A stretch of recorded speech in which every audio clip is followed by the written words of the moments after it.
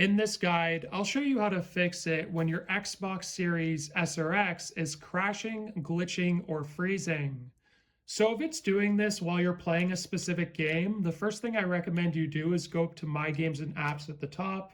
Then what you want to do is simply select the game, press the start button on your controller, uninstall it, reinstall it, see if that fixes your issue. Now, if it does this at any point, like on the home screen, you see it freezing, crashing, glitching, whatever have you, the first thing I recommend you do is go to settings at the top.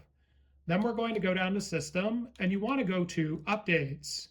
Now you want to check and see if there's an update for your console. That could be one of the reasons as to why this is happening. And if there's an update, be sure to update your console. Now let's say that's not the issue, right? This could be an issue of where your Xbox actually is. Now this thing can really heat up if it's in confined spaces. So ideally there's going to be lots of room for air to circulate because this can get very hot quickly and it can shut down because it's overheating. So if that didn't work, another thing you could try is to turn off your Xbox. So we're going to press and hold the power button for about 10 to 15 seconds until it's fully turned off. Then once it's turned off, what you want to do is to unplug the power cable from the back of your device.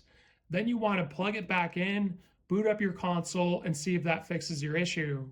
Now, if that doesn't work either, we're going to go into troubleshoot mode. So to do this, you want to press and hold the sync button. Then you just want to tap the power button on the front of your device until it turns on. And you want to keep holding the sync button until we get the second beep.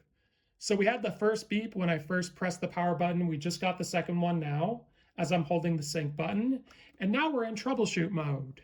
So from here, what you want to do is go down to reset this Xbox. You got to turn on your controller. It's going to turn off.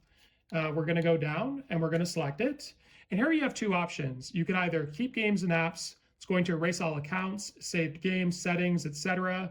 Or you can remove everything. So that's like when it's brand new out of the box. Everything's going to be removed from your device.